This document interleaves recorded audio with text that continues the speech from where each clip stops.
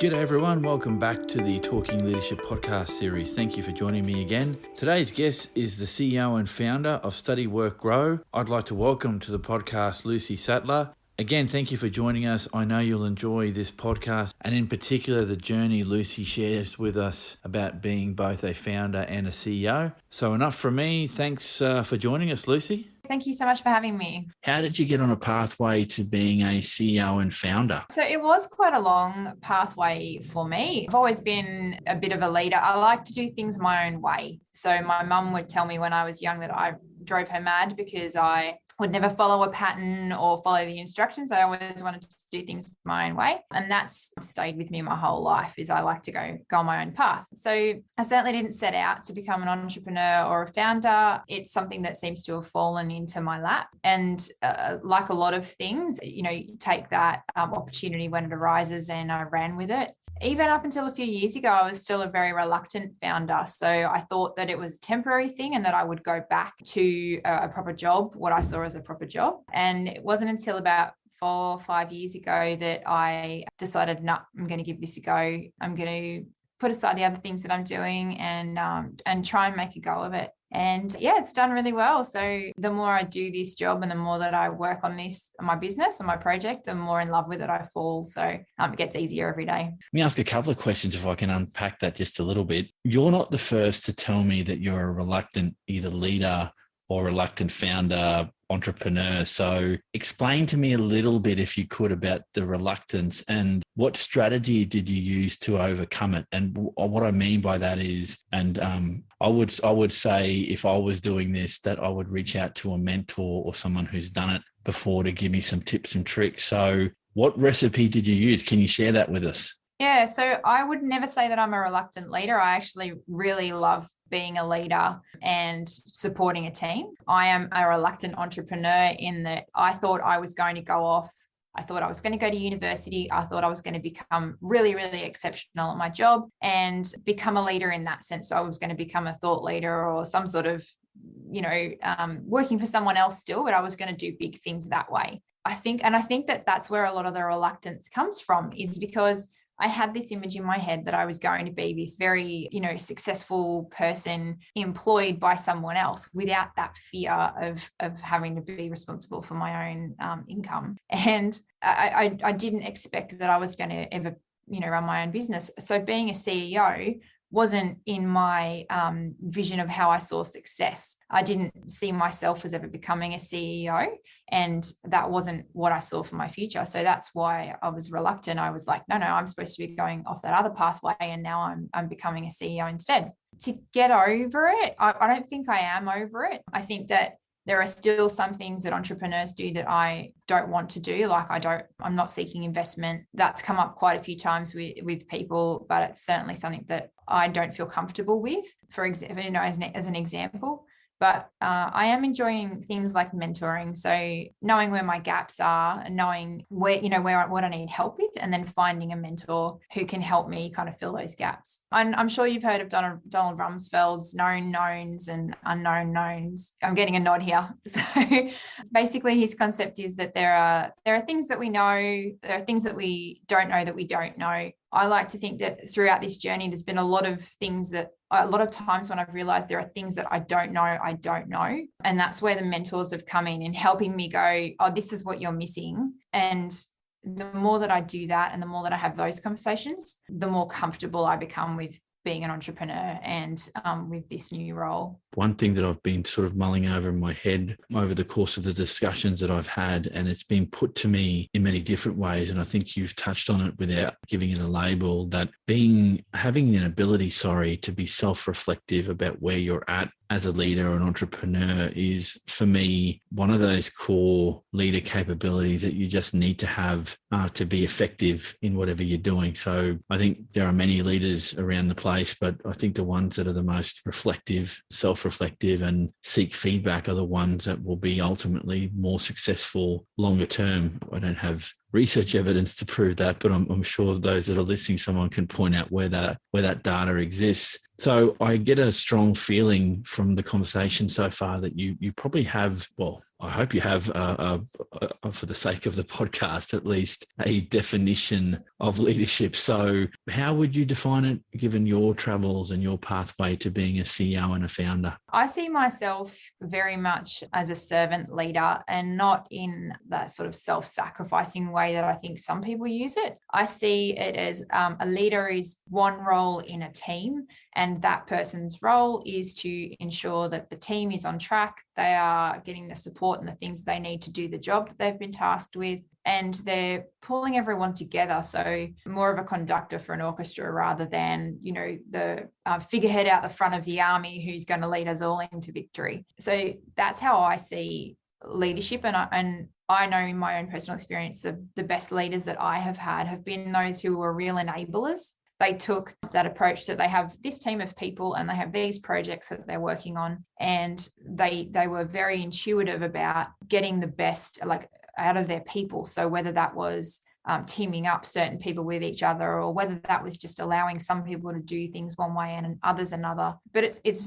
for me, leadership is much more about managing that team and bringing the best out of your team rather than being the one in control or the one who is calling the shots. That definition, it is consistent with what I'm hearing. I mean, there's always variations on a theme, and I've very much moved away from one flat definition of leadership, because I'm sure if I went to the books, I could find 100 other people that would say, servant leadership isn't it. And here are the reasons for it. And that makes for a good academic argument, but it's not real in the sense that as you're working day to day, what works for you will work for you. And a one size fits all approach won't necessarily be the best way to deal with that. So let me ask you this, if I can.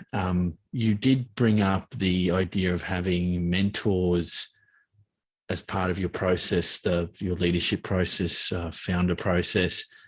What triggered you to seek out mentors, one, and would you say the relationship there was a formal one or informal? Now, why I ask that is the majority of the people I'm speaking to on the podcast, it's been a informal process that they've gone into, but some have gone into formal mentorship arrangements where there are set times and very formalized. So how did you go about it? So I have a range of mentors. Some are formal, some are informal. How a lot of this started was I had a moment where I went, I know I want to grow. I want to grow my business. I want to get bigger and I want to do more things, but I wasn't sure how to go about that. And I know there are lots of books on entrepreneurship, but they don't necessarily speak to me. And I was struggling to find a real practical, I kind of wanted a template. I wanted somebody to give me an instruction manual and say, follow these steps and then you'll have a bigger business. And there isn't something like that out there. There's no one size fits all approach. So I actually saw an advert for a scholarship for a mentor program, and I thought, all right, whatever, I'll give it a go. And I got it. So my first real entrepreneurship mentor was actually a formal arrangement, and I had that arrangement for about 12 months, but we're still ongoing. I still talk to my mentor about once a month. And so that was the sort of the start. And then I also went through a process of collecting, I hate to use that word, but that's kind of what you do. You do collect mentors. You collect people who you connect with and who you feel you can have a constructive relationship with, and not just people who are going to tell you what you want to hear, but people who are going to maybe pull you up. And so I've gone through that process of kind of collecting those people around me. And so now I have sort of one overall business mentor, and then I have some other people who can help me with different areas of things. And I'm also really lucky that I have friends who are also entrepreneurs and also in this space. And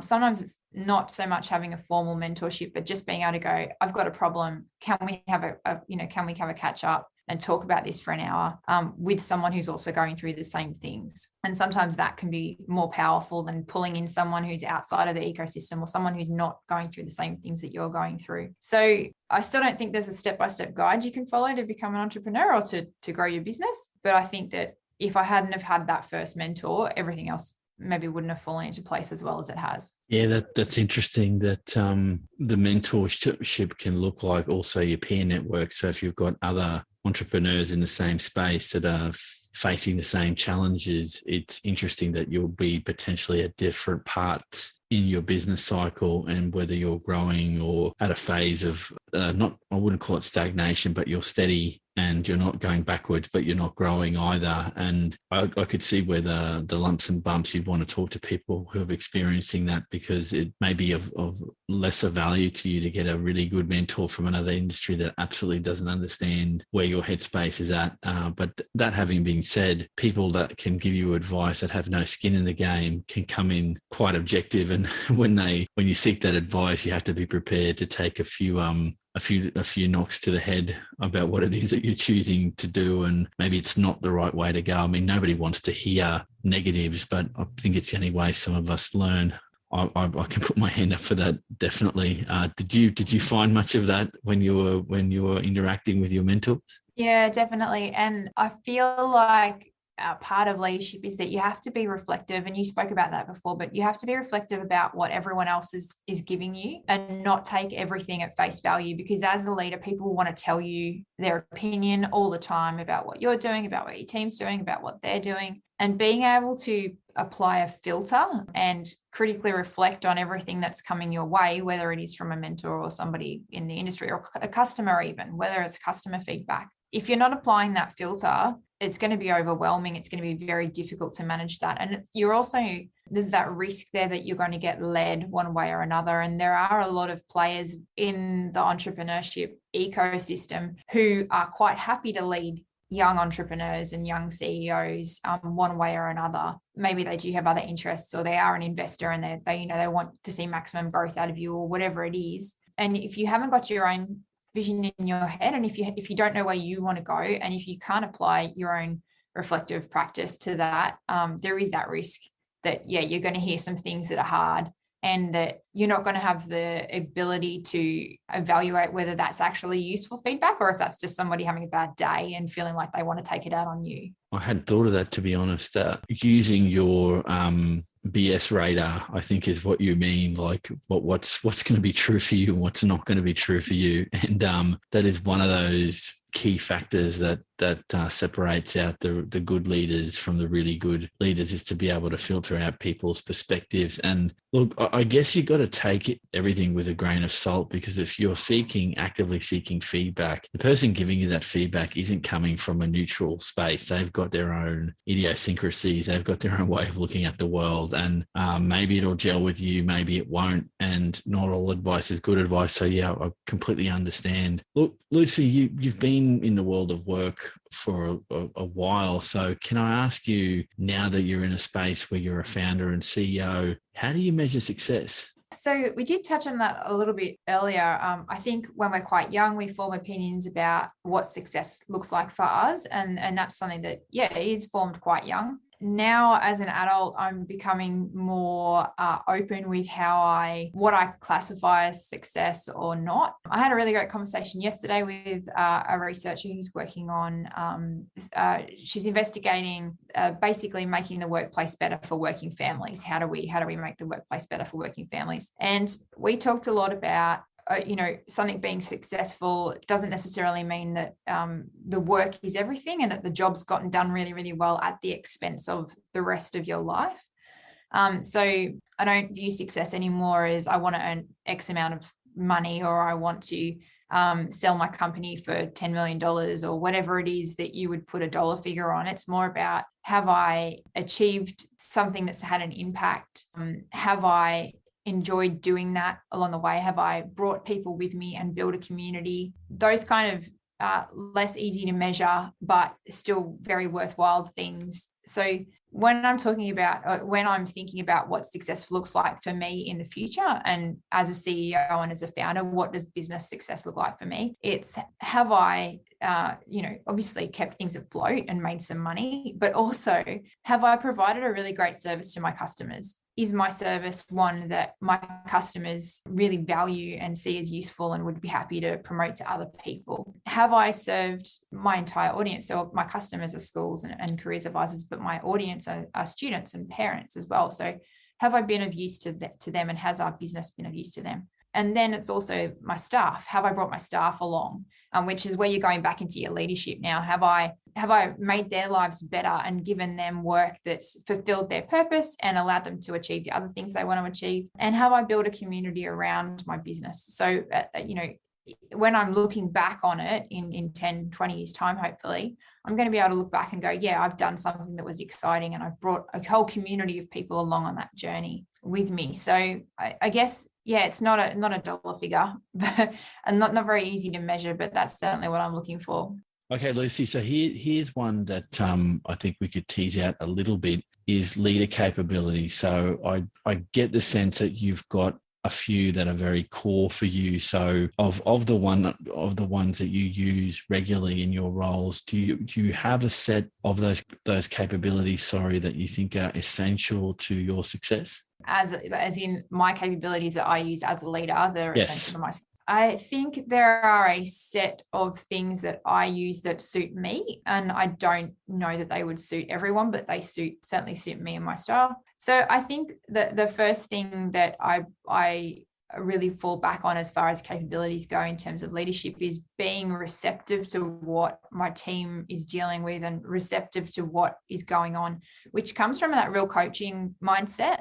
And I do take a very strong coaching approach to leadership. So understanding the strengths and the weaknesses of my team, for example. Do they need more support with some tasks? Do they need to go and deal with something that's going on at home? If I'm receptive to what's going on in their lives, and if I'm receptive to how, even things like their goals, what is it that they want to achieve with their work? The more receptive I am, the better I can respond to their needs, which means that they become more engaged and they become more productive. So we have a huge problem in Australia with engagement at work. 86% of Australians don't feel engaged with the work they do every day, which is ridiculous and such an incredible waste of productive people, because Australians are happy, they are motivated, they want good things for themselves and for their communities, and yet 86% of us aren't engaged at work. So everything that I can do to boost my employees' engagement and to get them engaged with the work that they're doing and feeling positive about it and wanting to do a good job is, yes, it's going to have productivity benefits and it's going to mean that we get more done at work, but it's bigger picture stuff again. So I guess that's my first capability, is that being receptive. The next thing that I really like to draw on is, and it sits in with micromanaging. So I stopped setting guidelines for tasks that are strict and limited to how I would do it. And I start letting people do things or achieve outcomes in a way that suits them. So, and I started that about 2 years ago, and it's amazing how much more work we got done, how much better I felt about everything. I took a different lens to how I evaluated how other people had done work in the business. And so what that really looks like is saying, I don't care how long it takes you to do that task, as long as you're not taking a ridiculous amount of time, or you're not taking a mickey. I'm not going to look at if you've chosen a different color, for example, than I would have chosen. That's okay. That's not essential for business, and it's not essential that I control it to that level. And it's also things like letting people write. So a lot of people write articles for us, letting them write the articles and they want the way they want to write them, and that's okay. The way I would write doesn't have to be duplicated by every single member of staff. So I guess that's my second capability, is really not micromanaging and letting people run things in the way they want to run them. They're sort of the things that I rely on every day to get work done. They would be the two core ones. Lucy, let me ask you this, and this is a question I ask in all the podcasts to date. It's the nature versus nurture question. So are leaders born or are they made? I would say it's a bit of both. This is a really tricky one because it does come up a lot in career education. You're looking at students' capabilities. Are they born with those capabilities, or have they had those capabilities developed, and what combination, what impact has that had?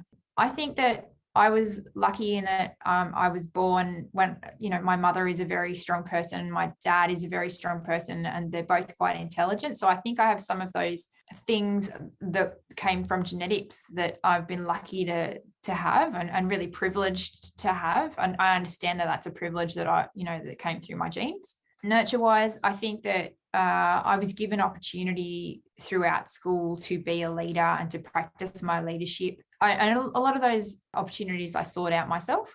I was also fortunate, very fortunate to be in a position where I had access to those. And I know a lot of people aren't. So in some respects, yes, that nurture definitely played a role. When I was 17, I left home and I went to ADVA. I joined the Air Force. And in that environment, any kind of leadership, maybe hidden, latent leadership talent that you might have is going to get brought out pretty quickly. It's a bit of a pressure cooker, and leadership is such a strong focus there. And you are given the skills, or I felt anyway, that I was given the skills to really hone what I had already developed and maybe what I was given genetically, and to really develop my own leadership style and given opportunities to practice that. So by the time you finish something like ADVA, and by the time you've been in the military a few years, because I stayed on for a few years after that, you do have quite well-developed leadership skills, or I felt that I did anyway. And then it's a case of taking what I've learned then in a very military setting, and then working out how I can use that in a setting that is very not military. So I now work in career education, and teachers are a heck of a long way away from the military. I work in business, and there's not a lot of business in the military. So it is a very different environment, but a lot of those skills that I learned, I've been able to apply to new settings. That transferability is important. Again, like we were talking about before we ran the podcast, that I've had the privilege of being able to speak to serving and serving members of the Australian military and those that have left and started their own careers and businesses. And it's funny, but you lot as a group tend to do consultancies and work on your own quite a lot when you leave the military. And I can understand why, given that you summed it up quite nicely, saying it's a pressure, the Australian military, there's a pressure cooker type mentality, and that will bring out that latent leadership in you. If it's there, it's going to come out, and it's going to need to come out for you to be able to be able to probably survive is not the right word, but to deal with the things that you need to deal with in a military context. So yeah, thank you for sharing that. Look, just to conclude, Lucy, I just wanted to get your views on this, because you work in that career development space. From a leader perspective, what do you see as key opportunity looking forward and a key challenge going forward? If you can give me maybe one of each. Sorry, so you mean within the career development space specifically? Yeah. So a leadership opportunity within the career development space, it is, or it seems to me to be a space that's very much still underdeveloped. We rely on theories that are 50 plus years old. The research that's being done is mostly being done in the US and Europe, so it's not necessarily looking at a diverse cohort. So we need more research, we need more theory, we need theory, and I don't think there's a possible way that the theory could keep up with the changes that have been happening in the world of work over the last sort of 5-10 years. Particularly COVID has just really taken it, any change that was already ongoing and going quite fast, and then sped it up 100 times. So we're in this really a landscape where there's a lot of development that needs to take place. And I think there is room for leaders to come in and to maybe take a section, a niche in that, and to really develop it, and to really do the research, do the work, write the programs, do the iterative design, so that we do have more to go from when we're looking at what we should be doing from a best practice point of view. There are some fantastic leaders, and careers advisors in schools are career leaders. They are the person in that school who is the leader for career development, and we have some absolutely fantastic leaders in this space. They're phenomenal, the work that they're doing, and they're doing it with very limited budgets generally, and they are responsible for a huge array of things. They can be responsible for 1,000 students in their school, and there's a lot of pressure on that, because they're expected to support each of those students individually. There are really strong leaders, which is why I'm so excited about where the space is going to go, because there are so many people with those leadership capabilities and experience in the space, and there's so much space for them to grow into. So there's the opportunities. I think the problems maybe I see for leadership are that, without the research and without the theory, and there is some, but that, we could do with more, it's very difficult to develop policy. And there is some great policy out there, but it seems like there's maybe a little bit of a struggle to then work out how best to implement that. So, seeing some leaders come through, and we are seeing some people coming through and some organizations coming through and really stepping up. The National Career Institute has been doing a really great job in Australia over the last few years. I know that they're doing even more exciting things in the National Skills Commission as well. They're revamping a lot of the older services that were out there, online services. So there is some work being done, and that's really exciting to be in this time when we're seeing that happening and that taking place. Well, there you go. You seem to be very, very in tune with what's happening in your sector, and hopefully we'll see your name at some point writing some theories or getting out there and doing the stuff that you think needs done. And yeah, it's an interesting perspective, I think, in the leadership space. The interconnect that I see that is of interest to me is the leader development space and the career development space, and how those two things link together. I think it's a specialized subset of what you're talking about, but I think those things are linked, and it's interesting that you're out as a practitioner out in the field. And my estimation, and I'm only coming at this from an observer point of view, is if you've got all these people doing all this good work, it's how do you catalog that work to start unpacking what are the issues that are coming out from a practitioner perspective, and working backwards to looking at what are the things that are going to underpin practice. Because I don't know if it's like the teaching profession, but there's a lot of research in teaching, and there's also a lot of practical experience required in the teaching field. And I'm sure that people in the not the leadership development space, in the career development space, are looking to the teaching profession, because you've got models there that surely could be cannibalized. And it's an interesting insight, mate. I claim no expertise in your field, but I think it's an interesting space, and it'll get hotly contested as time goes on, because as you develop theories, people will then pick those theories apart, then you get a better theory. And I think it's an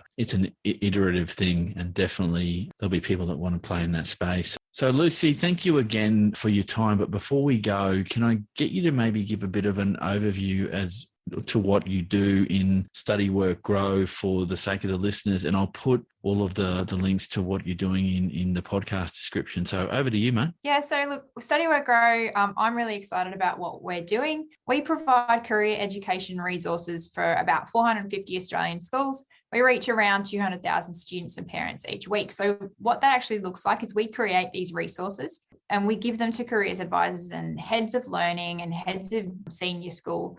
And then they use them with their students, and they send them to parents, and they put them in emails, and they show our videos on assembly. And they basically, because we're providing them with those resources that help their students join the dots, that's just one less thing that they have to worry about. That's why we do the research. So we have really great relationships with universities and a lot of employers and industry bodies, so that we can make sure that we've got all the information that a student would need in the one place, and they're not having to go running around searching for it in 20 different places. So it's essentially, we act as a source of truth. And because we're quick and nimble, and we're quite an agile organisation, we can come up with resources quite quickly to support schools' needs. I'm actually really excited that we're working on something it's called I built a career development framework, which is essentially a program to help students learn career development from year 7 to 12.